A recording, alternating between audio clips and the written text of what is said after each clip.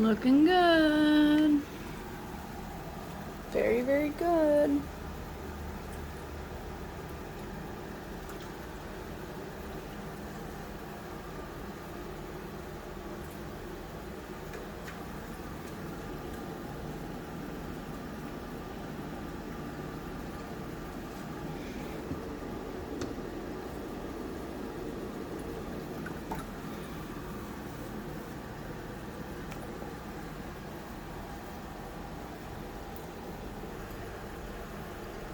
Almost time.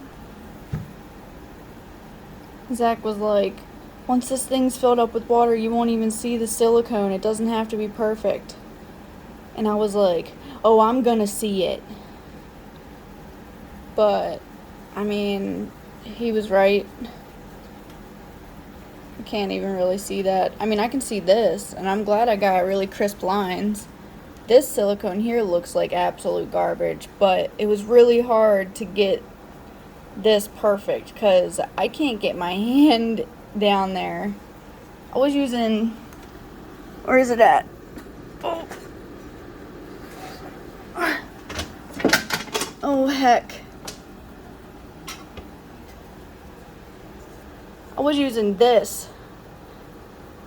razor blades inside of dowel rods. I had one coming out of the tip here at a 45. I had one coming straight, and I was reaching my hand here and running razor blades in there to scrape the panes of glass so that they're clean. I don't know if we even got it good, but yeah. So now the water has reached the level with the pump. That's how the water is going to leave the sump and go back to my tank. It's also how I'm going to drain it right now after the leak test. So I'm going to fill it up, check the outside, make sure it's not leaking. And then I'm going to let it sit for a while. And then I'm going to come back and double check that it's not leaking after it sits for, I don't know, maybe an hour or so. And then I'm going to test the pump, both of my pumps. This is my backup pump, which right now I have it set up as my drain pump.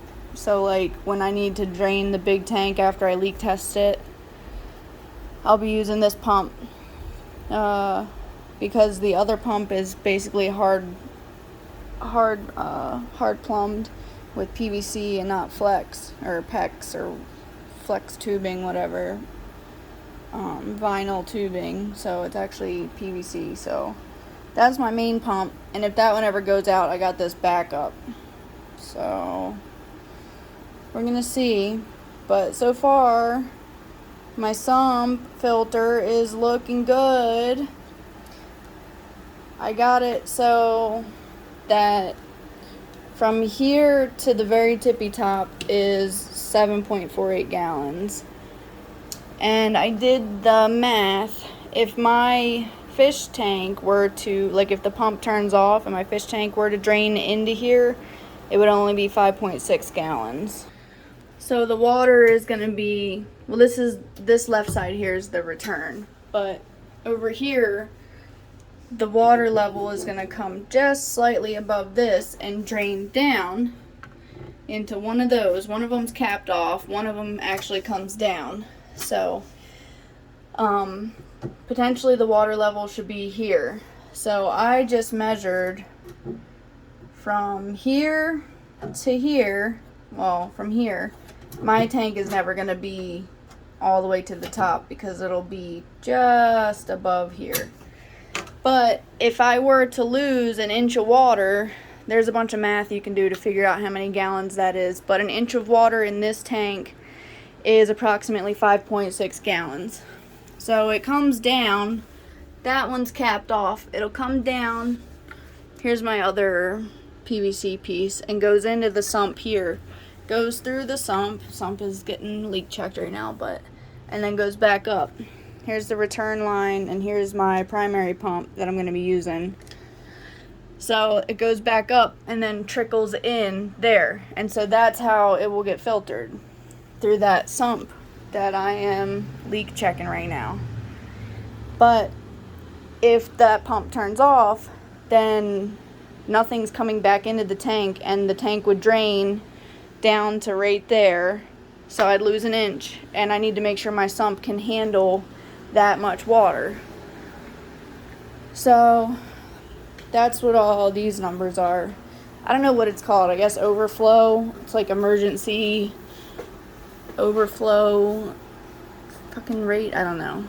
But originally I thought that the water level would stay here all the time, but it's staying to the height of this one, which is fine, which is enough gallons for filtration.